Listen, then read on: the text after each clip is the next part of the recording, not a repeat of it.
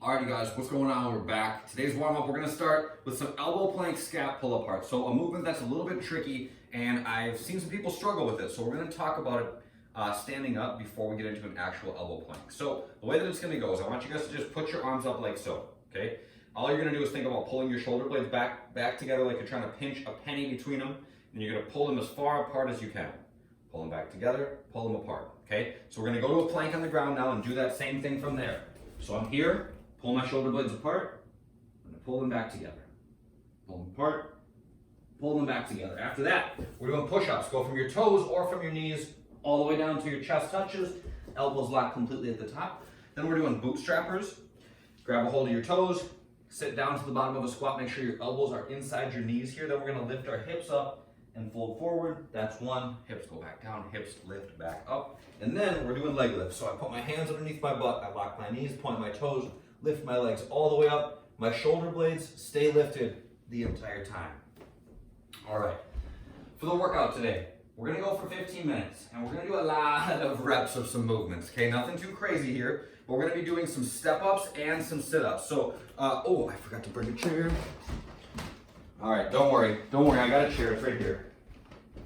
All right, so we're gonna do a bunch of step-ups and a bunch of sit-ups, and the rep scheme that we're gonna use is the 50, 40, 30, 20, 10 rep scheme. So you gotta start with some big sets, okay? So we begin with 50 alternating step-ups, just body weight, okay? There's no equipment needed for these. You're just gonna step up, step back down, switch sides, step up, step back down. So keep a good pace, right? Not super challenging, depending on how high the chair is, I suppose will vary that, but keep a good pace, keep moving. After that, we're doing sit-ups. So by all means, you guys use your arms. I'm gonna lay back down.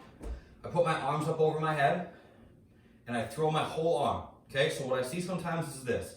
People start to do they start to use their arms and it looks more like this. It's more from the elbow than from the shoulder. Use your whole arm because it will give you more momentum. If you were gonna stand up and kick a ball, you might be able to kick the ball like that, right? That would go so far.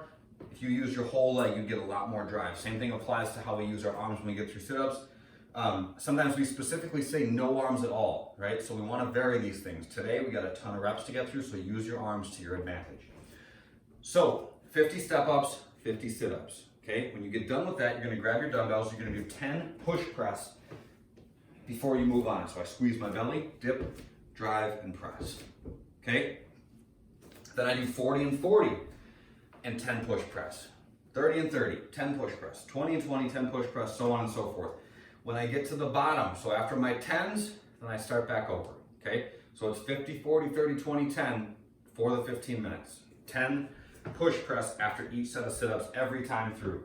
The body weight version is gonna be the same thing, except we're gonna do 10 hand release push-ups after each set. So the hand release is just a slight variation. All I'm doing is at the bottom, I'm touching only my chest, okay? Keep your hips and thighs up off the ground. I plant, pick my hands up, replant, and then push back up. So if you're starting to snake back up, eliminate the hand release. The hand release should make them harder, not easier, okay? So eliminate the hand release if you're having problems, or put a chest target down so that you're not going all the way down to the ground or something like that. But those would be a couple ways to modify the push-ups to make them appropriate for where you are at. All right, accessory work. We're gonna do 3 sets of 8 windmills per side, okay? So I'm gonna put my dumbbell up overhead in my right hand. My toes are both gonna point slightly to the left, okay? I'm gonna put my left hand inside my left leg and I'm gonna keep both legs locked out as I slowly lower down, touch my ankle, and then stand back up. So watch the dumbbell as I go. It rotates in and then it rotates back out, okay? So I'm going this way, I'm going to the left to start, and then to the right, I'll finish up the second side of the first set. But remember that whichever direction your toes point, that hand's inside your leg. So before, my toes were pointing to the left, so my left hand was inside my right leg. Now my toes point to the right, I got my right hand down, the other hand holds the dumbbell up above, and you're going slow. You guys, slow is the name of the game on these. You can look up at the weight if that helps you stay more stable, but nice and easy. This should be accessory work, not something that we're ripping through really quickly. All right, mobility work, we're doing 3 minutes per side in the couch stretch. So let's pretend that this, just for the sake of demonstration, was the couch. I have my shin back vertical to it, okay? Trying to get my foot like basically vertical. That would be ideal. I'm just working on pushing my hips down and forward and then coming back. hips push down and forward, and then come back. So we're working on opening up the hip, putting a stretch on the quad,